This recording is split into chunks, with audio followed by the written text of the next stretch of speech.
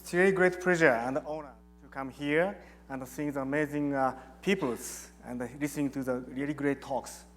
Today, I'd like to talk about the Defy gravities, arts of tangible bits, but more specifically, I'd like to focus how it's important to start from the envisionment, the embodiment of the visions. So I'd like to use two examples of tangible bits and also radical atoms that my group has been exploring in the past 18 years at MIT Media Lab. So Alan Kay mentioned that the best way to predict the future is to invent it. So this is an important guiding principle of MIT Media Lab and many people who do really creative, exciting stuff. One of the important things, the change, speed of change is accelerating. It's very fast. And often these changes become very disruptive. So we have to ask ourselves constantly, where are you now? And where we are heading to. But in the wave like this, you cannot really see the future's perspective. So to do so, we have to really high up, go higher, increase the altitude to get the perspectives, spatial, temporal perspective. So I think establishing the perspective to really create a future seems something very important. And I do believe vision is important guiding engine to do so. Joito, the new director of MIT Media Lab, who also participated Aspen Ideas Festival last year, he liked the message that don't spend too much time to make a precise map of the prediction of the futures. Rather, grab the compass, then go to the direction you believe it. So in this constant rapid change, I think making the map doesn't make sense. Even you make a map, it gets obsolete in few years. So this is a famous painting, woodcut paintings from Japan, and everything in a flux. And people on the board reminds me myself after the Lehman shock, then try to make sure the retention or sponsor the members. But there's one thing which doesn't move, stay still. That's a Mountain Fuji.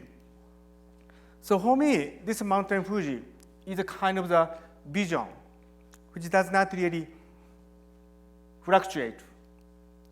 So there are many important things like what user looking for, user's needs. Many of the research designs start from needs findings, doing the anthropological study, questionnaires, interviews. Also, many people invent technology, then looking for the killer applications. Both are very important and a meaningful approach, but we do believe the vision-driven is something very important, also complement. The reason is simply the lifespan. Technology gets obsolete. You have amazing gadgets you're playing, but next year, most of them go to landfill because you get a new one, even though still it's usable. Also, user needs constantly changing.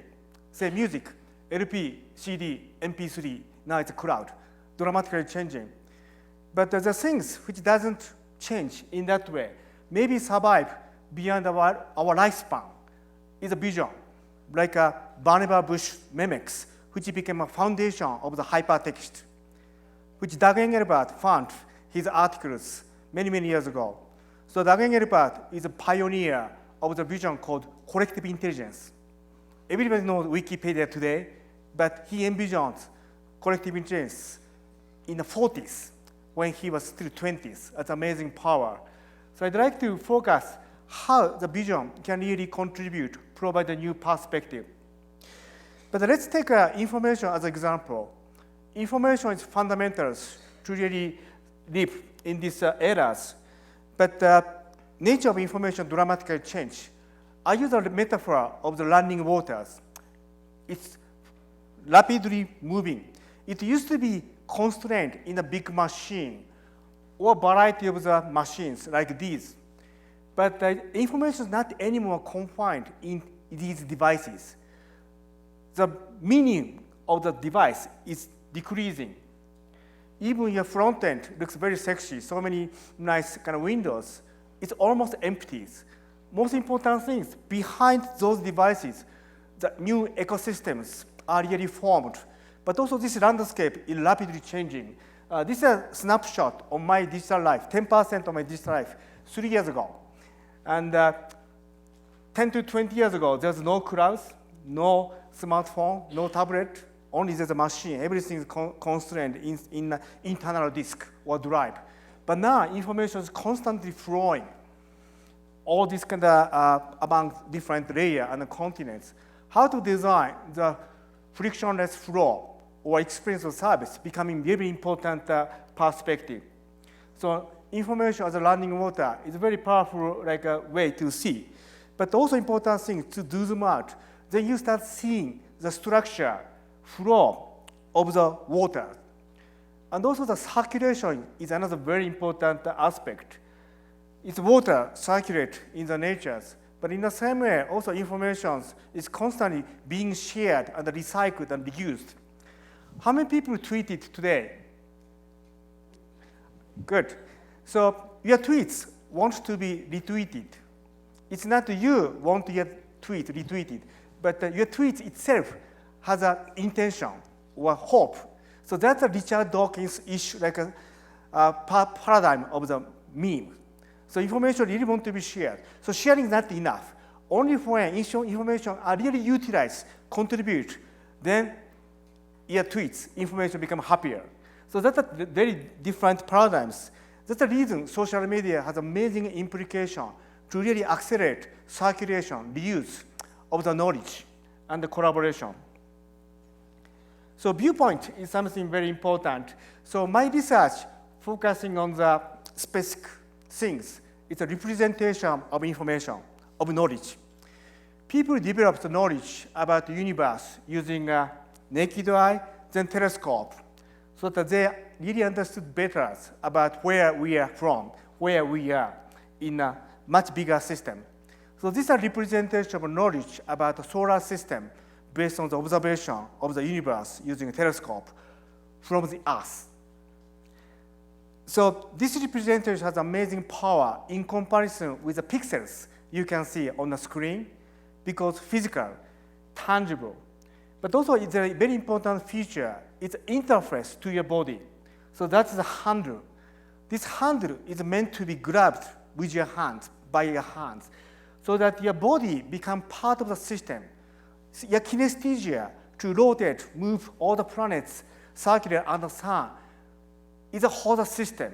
Now you have a clear understanding, clear causality chain about why all the planets fly around the sun, why 4 seasons exist on this planet. So this is the power of the engagement, connection, hook of the people into the information. That's completely missing today's pixel-based world. Also the collaborations, bunch of the students and the scholar can gather around this orally, then discuss and explore the space. This is really 3D for everybody. Current 3D on the 2D screen is a fake, only from one person's point of view. It's not a 3D. So many people really get excited about being digitals, including founders of MIT Media Labs. And these are definitely powerful and malleable. But for me, information is on the bottom of the pool. You can see through the surface of water. Surface of water means screen, maybe touch screen, but you can't really touch the substance of information because your arms doesn't reach. You have to depend on the remote control like a mouse, keyboard, touch screen. So key idea of Tangibits we started to really bring up above the surface of the water. So physically embodiment of digital information. Embodiment is a key idea. So that above the surface, this portion become graspable, manipulable, using your 2 hands or 4 hands if you have a friend next to you. That make a huge difference. So this is a 18 years old slide. First I used for Tangibits, physical embodiment of digital information and computation, but very abstract. Even published a paper, people didn't get it. So I started the series of exploration to design the concrete substance, instance, to convey this vision. Vision is abstract, so we need a very concrete examples. But one of the motivations is either in charge. So I was in Cannes Lions Festival last week. It's amazing advertisement. seductive pixels make people consume passively on the couch, but no room left to people engaged, actively think, critically think about the contents. So eyes are in charge, but hands are underemployed. But you are all the creator. You have to express your idea by sketching on the sheet of paper, playing the piano to compose, or dance to choreograph. So you have to use the body. You have to externalize. So that is an important portion which is missing because current representation of information doesn't afford it. Also, I love abacus. Abacus is great examples. So imagine this abacus. If you grab abacus, that becomes a musical instrument. Also, toy train. Also, you can scratch your back without reading a document written by Google engineer or Microsoft or Apple, because it's clear. That's affordance, power of affordance of simplicity of the simple mechanical toy has. That was completely lost because the black box made of the computers. You can't really understand how it works. So how to bring back the power of the legibility of the abacus, all the digits are physically embodied. You can directly touch. No separation between control and the representation, input, output, just real stuff, represent informations.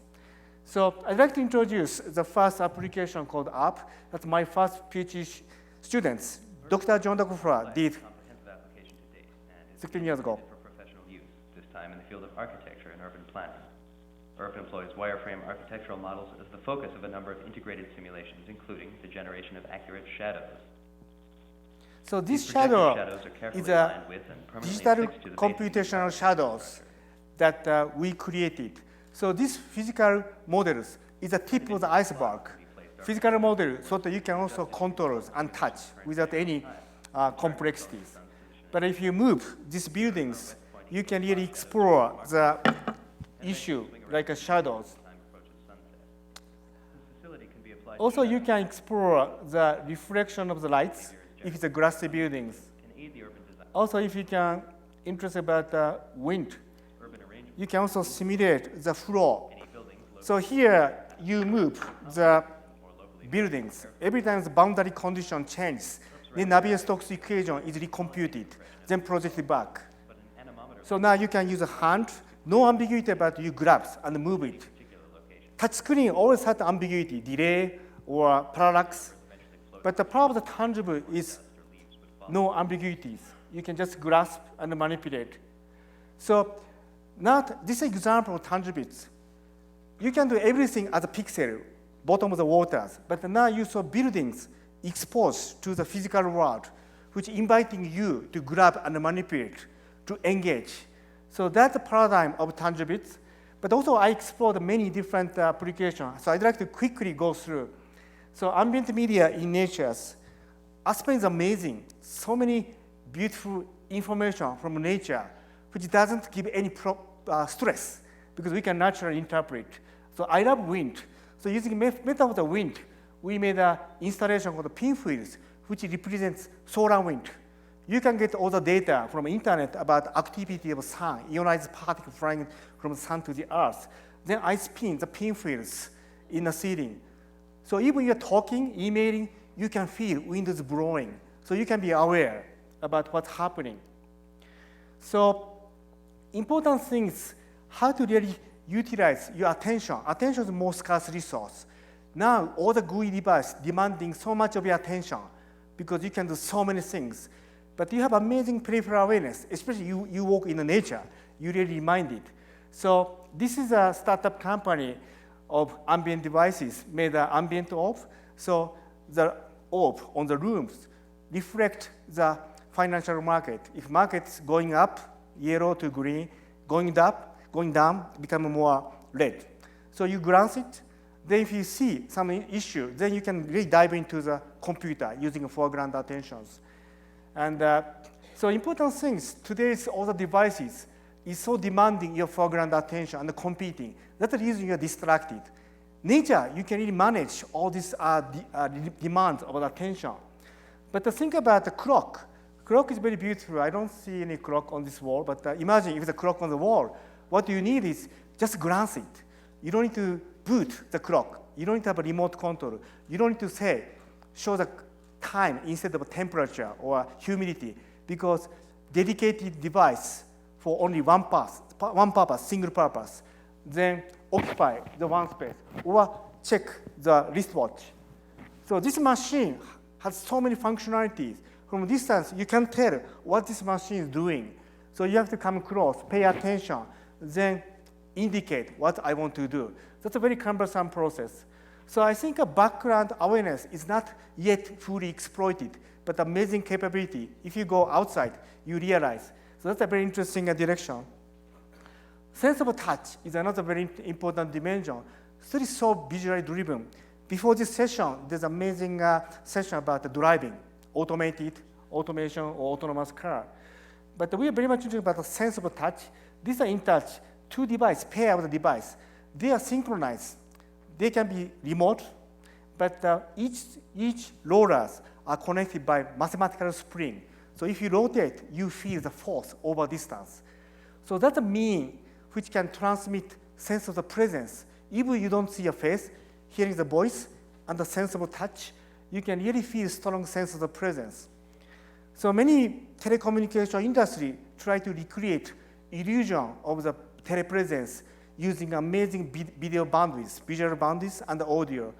But we thought maybe it's more powerful to stimulate users' imagination. So just voice and the tactile. But if you're familiar with your colleague, you can really envision the body, invisible body, using imagination. That will be much more powerful realities over the literal pixels. That also leads to the talk in the next session by Xiao and Mira Fugue and her performance. So ghostly presence is some very important concept we came up. So actuation is very powerful. So this is a Caribot, record and play. This tiny toy can remember all the movement. So you can choreograph how to dance, then this robot keep dancing. But also interesting, this become an amazing tool to teaching a differential geometry to the kids or storytelling. Also, we're very much interested in combining constructive assembly and play, record and play. So let me play the video of the Topo Ball.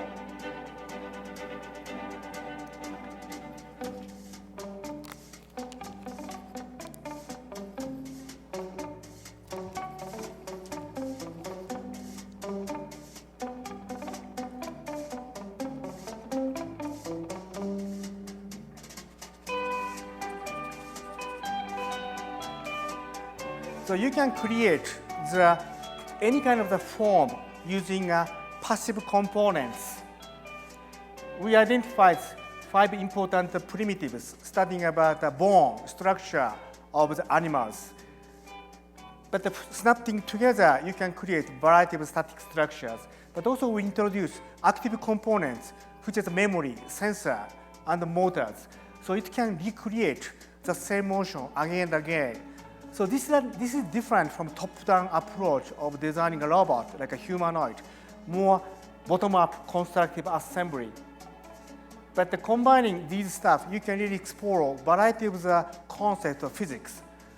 So this queen controls everything. So all the control networked devices follow queen's movement. So here, there's no delay, immediately follow the movement. But you can introduce phase shift or delay as a backpack to the queen. Then all of a sudden, movement changes from immediate movement. Now snaking motion is caused by phase shift. When kids playing those stuff come to MIT, they use mathematical equation to learn all the mechanisms. But even before they are familiar with mathematics, we want them to really learn through the hands-on experiences. That's the reason Hayes Raffle and Amanda Parks invented these tools to explore the constructions, also kinetic sculpturing, to understand the physics. So this is a great example to combine tangibles. Also, many applications, atoms are shy, but I want to make atoms dance. That will lead to the latter half of my talk. But this is early exploration to make material dance using an array of the magnets. So rather than letting an object move, being grabbed, but why don't we make it move more actively? So for example, whether you can complete your PhD in next year or not, or get a paper accepted, you can also predict the future using this technology. But the more important thing is now I'm in Aspen, but my colleagues in Boston or Cambridge. So you can connect two tables over distance. You can really do remote collaboration, convey very strong sense of the co-presence. That's different from screen-based Google Doc. And also you can project, if necessary, the sense, shadow of the hands. But when you grab, now you can see two persons grabbing the same object, then feel the force. That's a very powerful channel that my partner want to bring this object to east, but I want to bring to the west, for example.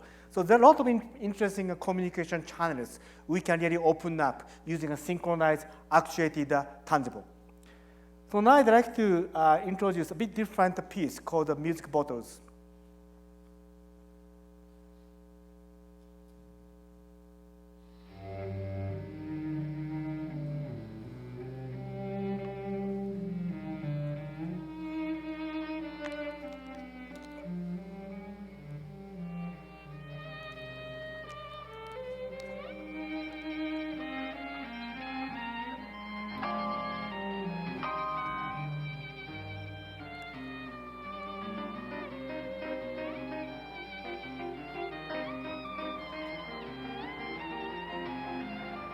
So this is exploration.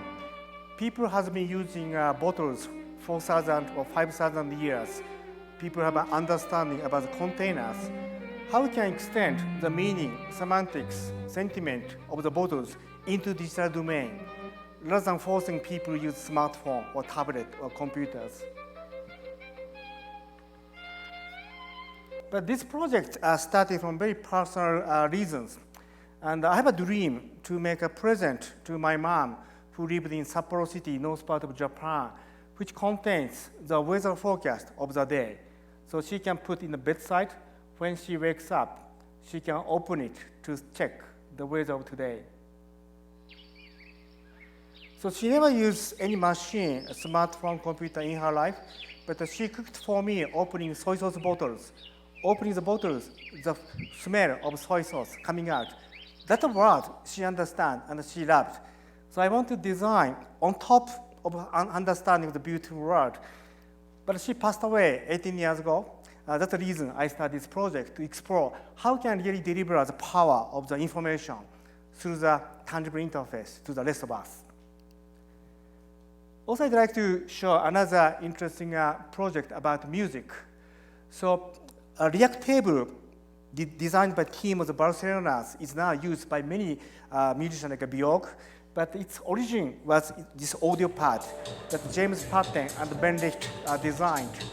So our interest is how to let people use the kinesthesia, physical interaction, to play the music. So this blue physical icon, Ficon, represents a microphone. So spatial relationship really controls the volume. But also all the source of information has abstract parameters. So musician can control using 2 hands or 4 hands in this case, because 2 musicians are interacting together. So using a kinesthesia and the concurrent interactions. Also, instead of the projecting a not so meaningful video onto the wall by video jockey, we project this graphics onto screen so people can understand causality chain.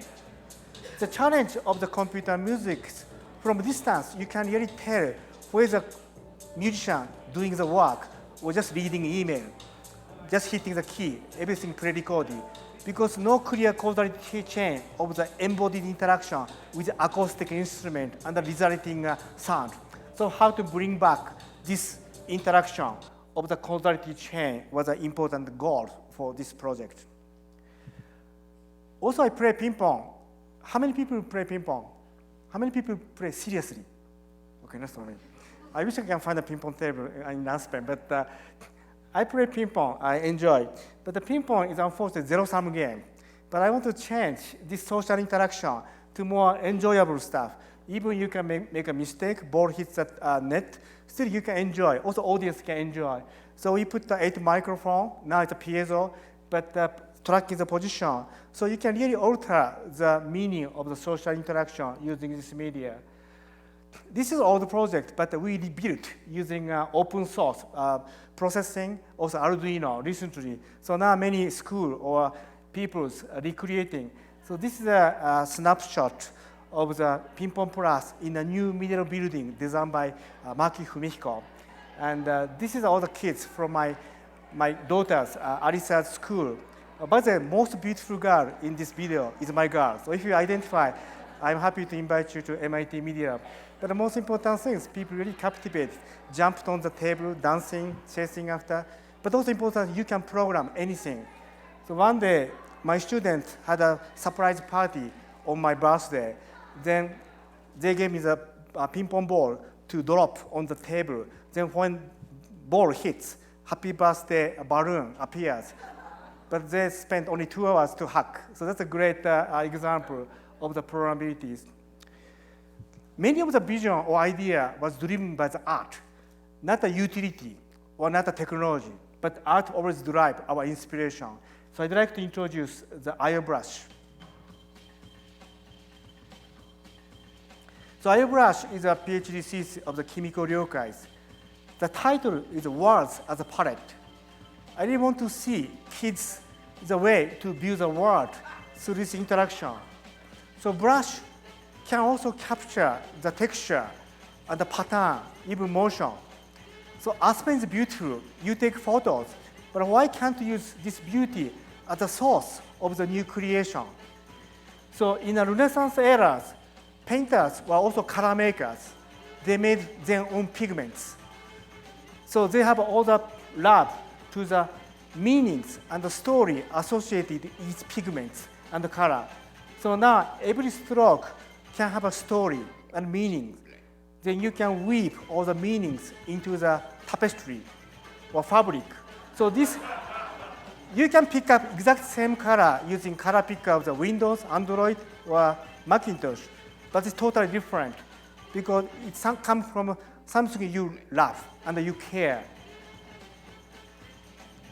So how to really engage people, how to bring the meaning, how to bring emotional value is something important beyond technology. Also, how to let people be more conscious about upstream of supply chain. Think about all the pigment. If you go to Whole Foods market, you buy and eat fruits. But if you're inspired by the beautiful color, maybe in the fall in Aspen, you might be inspired by amazing color leaves. Then what kind of the beautiful art piece you want your kids create? Impression, memory of the Aspen. So through the interaction with this airbrush, I want to open the eyes of the kids or grown-ups, or let people wear the new eyeglasses through which you see the world as a palette. We use the painting as a metaphor, but always we try to go beyond that. So if you see here, you see teddy bear, from which color came from, that's the origin. So now you can capture the origin as a third axis, z-axis, which didn't exist, the art of the paintings.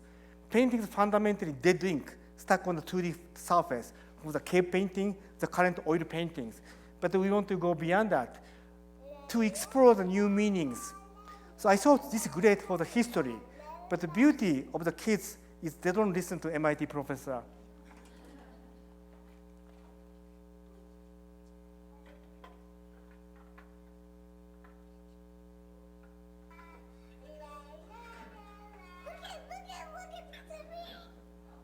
So this is an important moment as interaction designers to create new opportunities, new art form, but also that's waiting for the new interpretation by the most creative people. So this chain reaction seems most important for me. So I went to Barcelona maybe 10 years ago, being invited by art futurists. Toshio Wai and many good friends went to the cities in the evening. They were very struck about all the stores showing the amazing, beautiful palettes. So if kids who played with airbrush travel to Barcelona, see this kind of scene, what kind of piece they are going to create is something I'm really excited to think about. So I've been showing about the variety of the application of tangibles, but now I'd like to shift the gear to the radical atoms. One of the problems of tangibles is materials, atoms, are relatively passive, shy. If I write programs, I can make pixel dance in the computer screen or smartphone. But atoms doesn't dance. They're rigid, not flexible. But we started envisioning from 2008, what would happen if atoms can dance as a pixel dance today? So new materials, future materials, which doesn't exist today, but transform, but also conform the constraints that we define, means programmability, and also inform about affordance. So this is a passive tangible bits. Let me introduce sandscape, also eliminating clay. Clay, sand are nice materials, flexible, but passive. You can really deform in any ways if you use your hands. So let me show the examples. So you can manipulate for landscape design, then computer capture the geometry, then compute about shadows, water drainage. All this vector means speed of the water running down or the shadow simulation. You can inform. So these are tangible bits, first generation. Tangible, you can have all tactile feedback, also computational feedback. But this landscape doesn't remember the shape 1 million years ago. So mountain of Aspen is amazing, but also it's nice we can imagine this was bottom of the waters, sea, how mountain building had happened, how erosion happened, how ice glacier receded. To do so, we need to bring a new power of the kinetic memory, bit like a topable. So this is the work Daniel Reitzinger, he's going to talk in next session, invented. This is a shape display made of a bunch of pin display. Now this brings power to really represent any kind of the computational form. So this is another application called timescape. So important thing, information is not anymore pixel.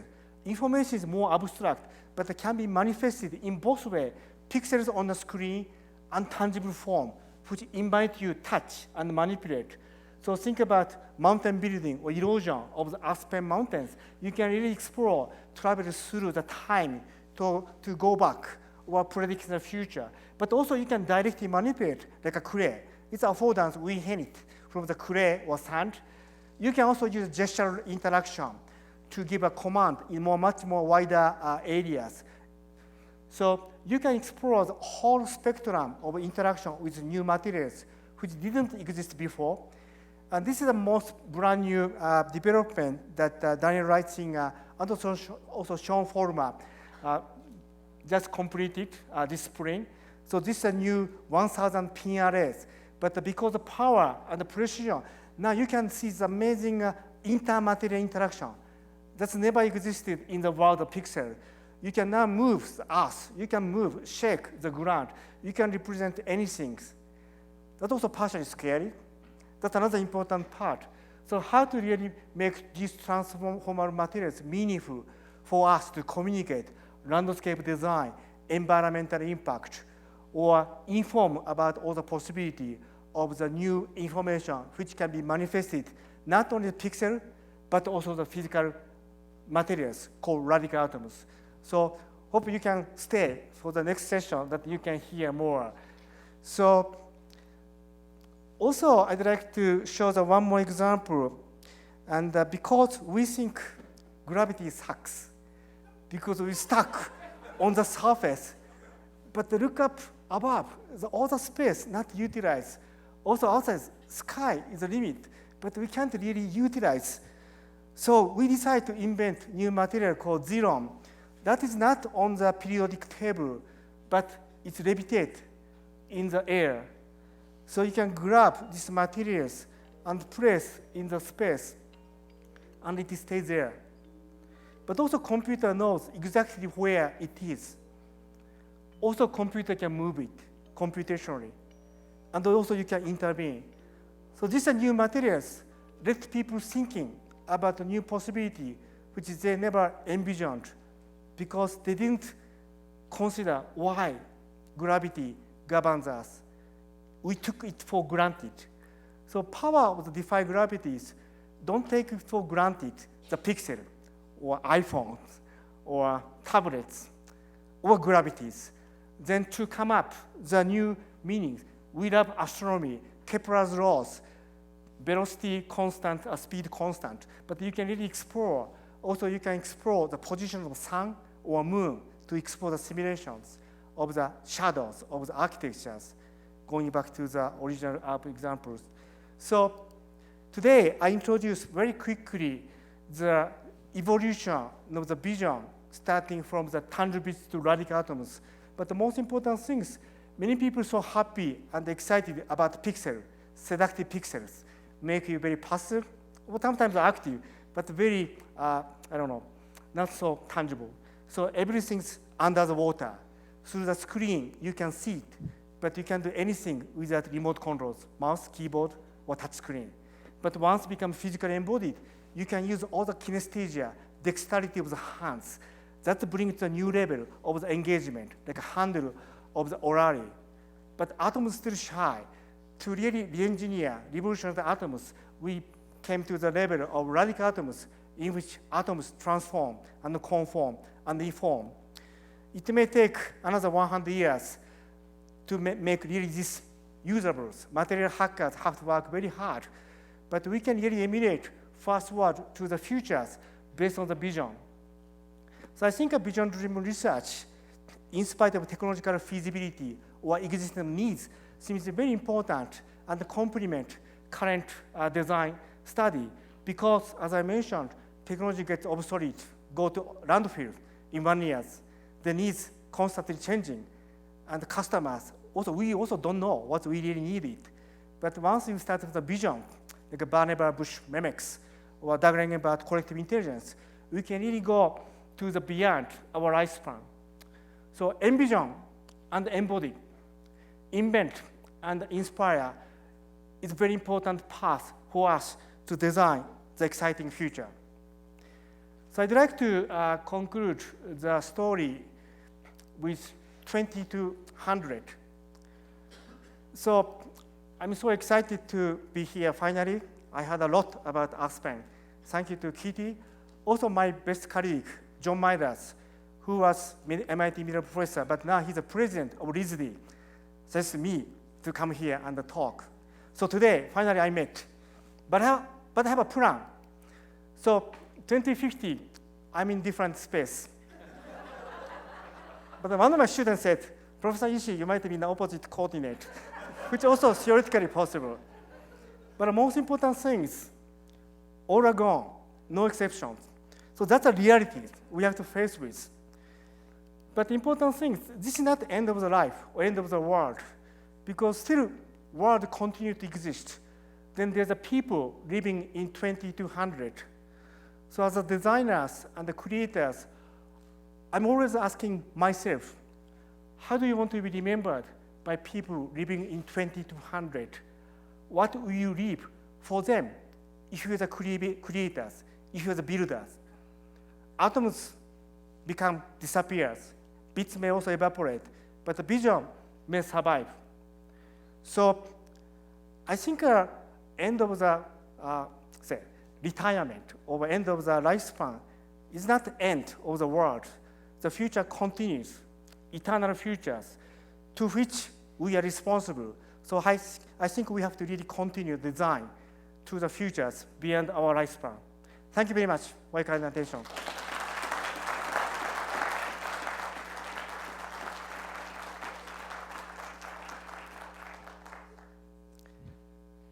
So now I'm more than happy to get any questions or comment or critique, or if you came up any ideas being inspired my talk, that would be the best reward for me. So there's a microphone in the hallway.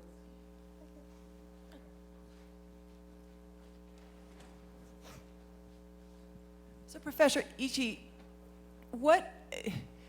these are visionary tools, and my colleague and I both want one of the I/O brushes. Thank you. Do you bring things to market? Will your students bring things? Or are you sort of, when your students graduate, where do they go, and how do you take these ideas into a broader marketplace? That's a great question. Definitely, we'd like to see the stuff like I/O brush or music bottles become real products. Actually, bottles became a product called Glow Cap from the Vitality spin-off for medication. Elderly people can remember all the medicines they have take, the dinner. So using the same concept, but different technology, remind to the patients, reporting medical doctor, also reporting the pharmacy, so the pharmacy can remind. Also grandchildren living far away can also get a notice, your grandpa is okay. And, but commercialization is not something I'm so good at. There are much better people than me to commercialize. Also, my lifespan is ending. I have only 20 years left. So I have to really focus on what I think I can contribute to the best.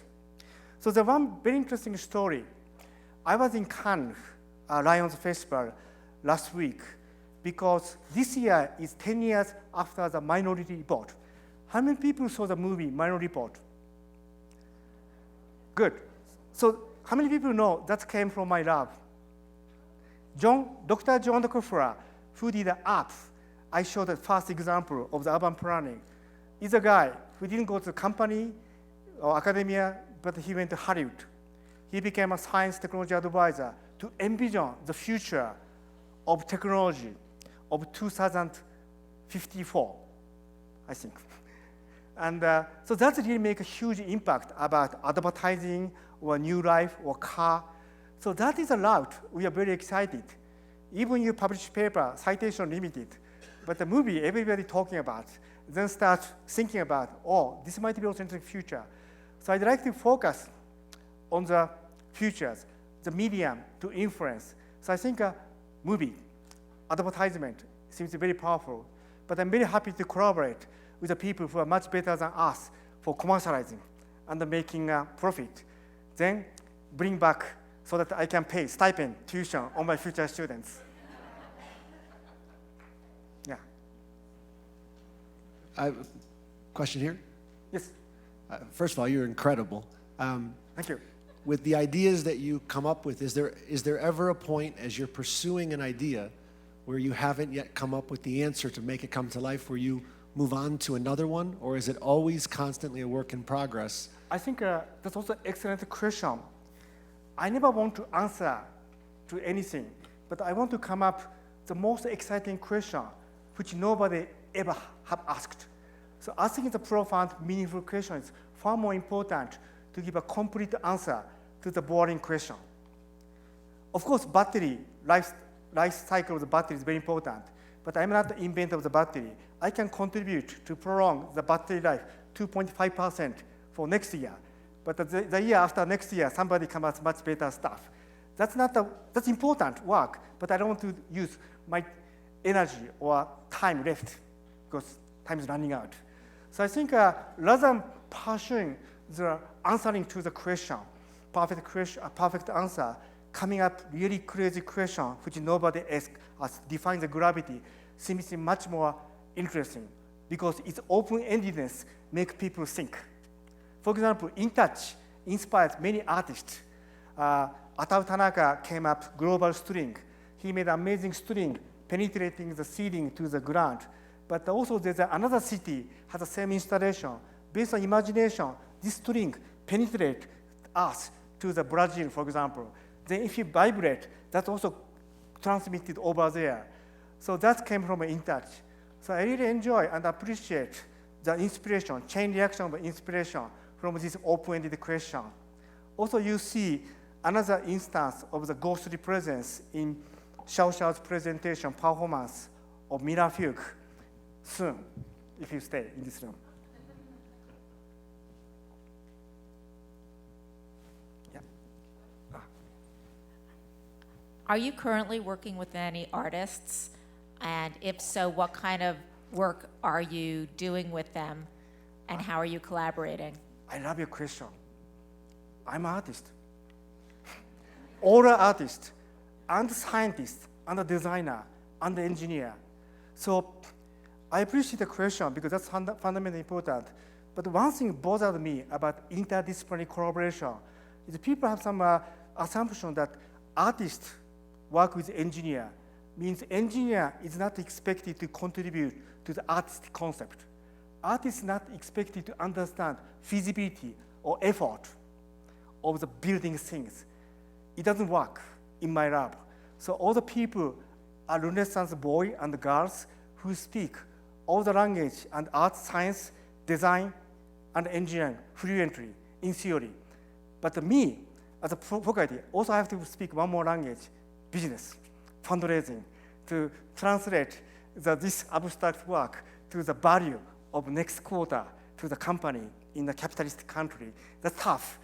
But still it's working well because every company, not just making the pursuing the efficiency, but also they want to inspire people, inspire the kids. So airbrush or bottles has fundamental message beyond the utility. So I think having all the agents of the artist, design, science, engineering is important. But also important things, coming up profound concept vision, which was for translating to all the 4 dimensions. So real-time translation is the most important exercise. We ask people come up with ideas, but if idea is just for efficiency, utility, or technology, it's boring. It's just abstract artist concept. It doesn't really grab my heart. But if idea can be translatable, all the 4 dimensions, that's nice. So that's kind of challenge. So we as artists, we collaborate with the artists because artists living ourselves.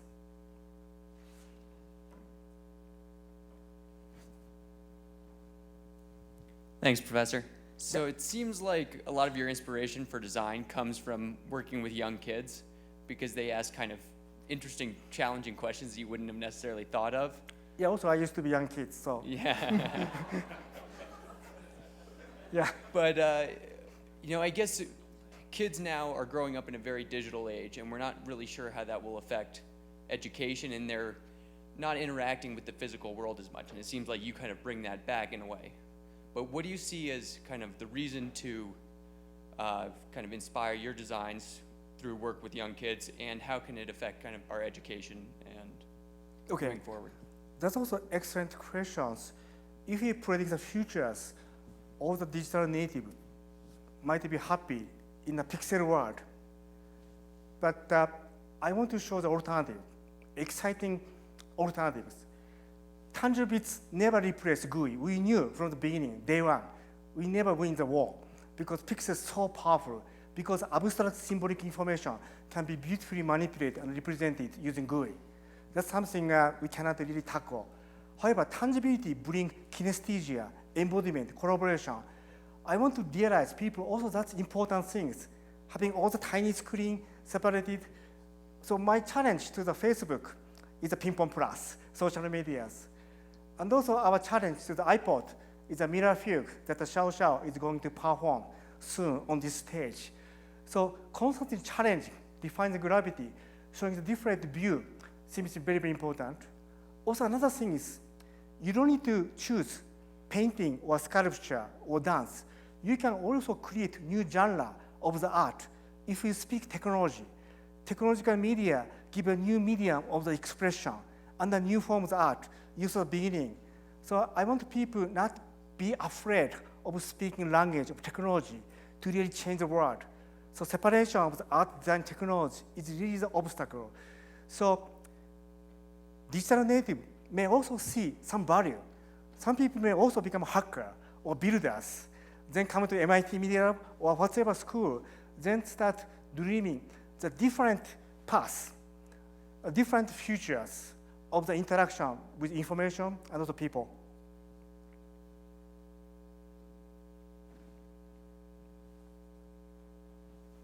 Hiroshi, Yeah. what's maybe a biggest surprise that you've had, or something that you weren't expecting in your research in the last maybe 1 or 2 years, last few years? A new insight. I think always kids opens our eyes. So the moment the girls start singing, it's such a moment. I thought this is history, all the trajectory. So from where this color came from is the purpose of this third axis, z-axis. I'm fixated. So actually also taught in that story, but she neglected. She didn't respect. She doesn't care about the hierarchy. She thought it's a microphone. So that's kind of beauty because we cannot really predict everything. So how to make it open, how to learn from the community is something most exciting. Any language, any media can be amazing way of the expression, processing. Example, for example, starting with design by number. So I'd like to constantly make all this stuff available, even just a concept video, so that people can bring to the next level. So as I mentioned, my tweets is want to be retweeted, reuse it. So in that sense, I'd like to disseminate as much as possible. Also, I'd like to archive the video these guys shooting to make it available by YouTube. But I think if you find any great kids or grown-up who are very keen on the challenge like this one, please send to Cambridge, Massachusetts, not the UK. Yeah.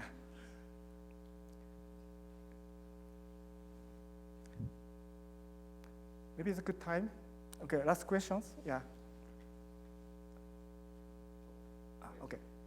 I just wanted to follow up on Kitty's question. Where can we find one of those iOS brushes? Pardon? I was wondering where we could find one of the I/O brushes. Oh, great. That's the best questions. Strangely, so many sponsors, members grab all the source code, electric circuit diagrams, but none of them told me what they're working on. And as of today, there's no products. But hope somebody can really make available, because now smartphone has all the capabilities, all the big TV has all the amazing capabilities, all the necessary condition is met. Only the people who tweak. But it's really exciting that go to Aspen, you are inspired, amazing nature, texture of the greens or blue sky, shared with your friend. You may want to capture this one, then make a fabric for the furniture or curtains or special present, because that's not just green or blue, has all the emotional memory, social memory. So that's not so easy. So I hope somebody can take this idea, bring back the memory of the photons, then recreate the new fabric, then paint your life with the color of Aspen or Cape Cod or whatever. Is there one more question? I was just wondering if you tweaked. Pardon? Do you tweet? Of course, I tweet a lot. Ishii, ISHII, _MIT. And also I do Facebook. So you have a chance to really see the slide. So maybe before end, I'd like to make one announcement. From 2:40, after 20 minutes break, 3 of my PhD candidates, Daniel Reitzinger and Lin Yao and Xiao Xiao, are presenting their latest development of tangible bits and radical atoms. But they're very passionate about talking about their technology, but also meanings for the peoples. Also, Xiao Xiao is going to do the live performance of the mirror fugue. We have actuated the grand piano, Yamaha claviers waiting, but it's augmented in a very interesting way. So hope you can come back by 2:40 so that you can enjoy the presentation by my students. Also, I really appreciate the Aspen Ideas Festivals organizers. Committee is amazing. Definitely, I'm really all thanks to Kitty, but all the people does amazing professional job. Also providing room to bring my students. That's the best part for me to sharing all the experiences. So thank you very much for your kind attention.